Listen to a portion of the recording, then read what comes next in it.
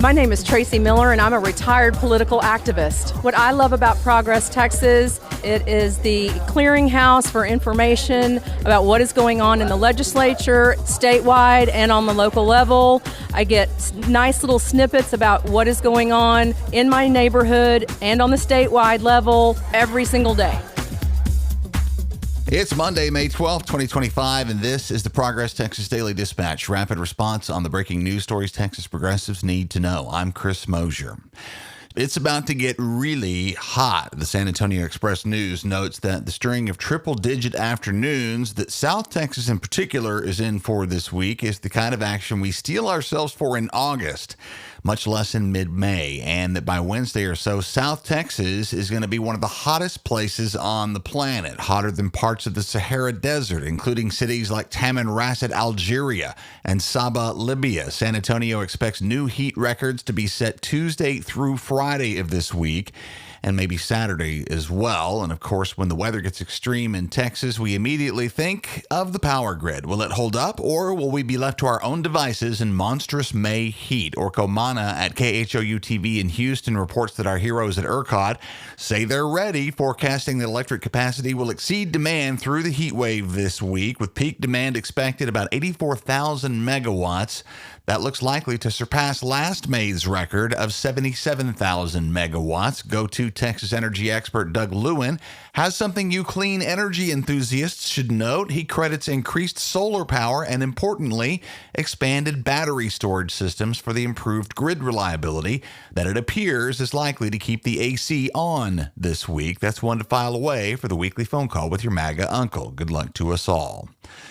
The good news stops there this Monday morning, I'm afraid, as we head to the Capitol and the closing weeks of the 89th legislative session, having used the demonization of trans people as an effective political angle in last year's elections. Republicans in Austin are doubling down in their attacks on this small fraction of our citizenry who have done nothing but ask to be themselves. On Saturday, the House preliminarily passed HB 229, which Republicans are disguising as a women's Bill of Rights, which narrowly defines men and women based on the reproductive organs they were born with. After a heated debate, it's expected to be finalized soon before it heads to the Senate, which has supported similar measures. Critics, including Democrats and LGBTQ+ advocates, argue the obvious, that the bill is harmful to transgender Texans and, if enacted, would force over 120,000 of them to have state documents reflect their birth sex, even if they have already changed those legal documents. And that could cause significant issues, including mismatched IDs, exclusion from appropriate facilities, and along with that, an increased risk of violence. HB 229 passed 86-36 with only Republican support. GOP lawmakers in Texas can't contain their own creativity when it comes to reproductive freedom either. Eleanor Kleibanoff at the Texas Tribune elaborates on a particular aspect of that recently passed Senate bill we've told you about that criminalizes the manufacture, distribution, or providing of abortion-inducing drugs to anyone in Texas. SB 2880 is also particularly innovative in that it contains language designed to prevent itself from being challenged as unconstitutional in state court, which of course is itself deeply unconstitutional. It specifically says that no state judge has jurisdiction to rule on its constitutionality, and if they were to do it anyway, they could be personally sued for $100,000. The judge would waive their usual protections of governmental immunity and could not call on the Office of the Attorney General to defend them in court. Dr. Joanna Grossman, law professor at SMU's Dedman School of Law, calls that, quote, absolutely unprecedented what they're trying to do here. I haven't reviewed every law in Texas, but I think it's safe to say that this has never been tried, unquote, while Dallas attorney Charles Siegel calls it outlandish, shocking, and just plain crazy, adding, quote, I've never seen anything like that in any statute of any kind anywhere, unquote. Legislation is one thing. Legislation that is specifically written to hold power extra legally outside the purview of the courts is a whole other thing, and whether it springs from GOP arrogance or just incompetence is on the table here, too. Senate Democrats uniformly voted against SB 2880. Man, have they been at it lately. John Moritz at the Austin American-Statesman writes on HB 1128, which was passed by the House last Thursday. It will allow election judges and voting clerks in Texas to carry guns on Election Day at polling locations. Its author, Republican State Representative Carrie Isaac of Dripping Springs, says she was inspired to write this bill by the threats of violence directed towards election workers that have increased in recent years, threats that we'll note generally come from right-wing loonies, which has made it more difficult to attract and retain poll workers across the state. Isaac's solution is to add more guns to the mix, offering the simple but still astoundingly misguided quote, "We are more safe when people are carrying firearms," unquote. HB 1128 passed on party lines.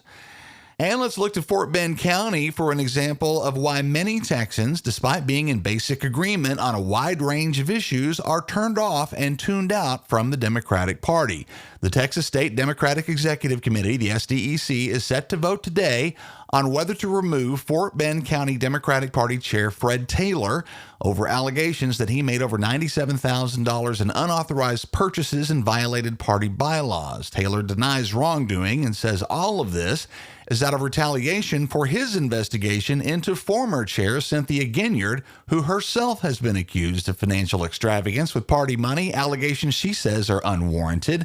The controversy adds to recent turmoil within the local party in Fort Bend County, including previous scandals involving County Judge K.P. George.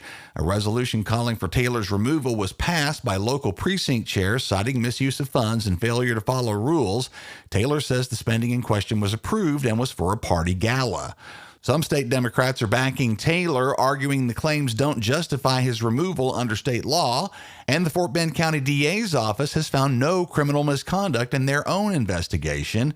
My personal opinion here, if Democrats in leadership positions in Texas can't stop dramatically and publicly undercutting each other, they have very little hope of inspiring the unity that it's going to take to actually, win elections in Texas.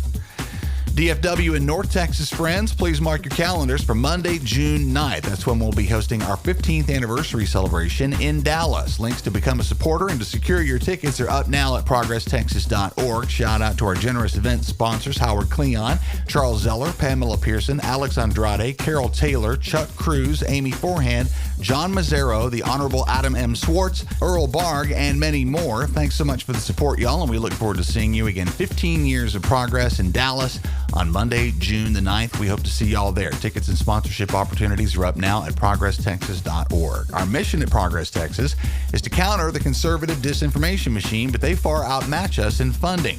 Oil and tech billionaires and religious right-wing activist groups spend a lot of money keeping their audiences in the dark. If you've come to appreciate the light we shine on important political news in Texas on a daily, ongoing basis, please know that our regular, everyday listeners form a key component of our funding. If that's you, we could use your support as a monthly contributor, and no amount is too small. Go to ProgressTexas.org/donate. Thanks to John Oberlin, Lucy Frost, and Gary Kutak, all of whom have joined the team. We appreciate all of y'all very much. That's the Progress Texas Daily Dispatch for this Monday, May 12, 2025. Links to all of these original stories can be found in our show notes.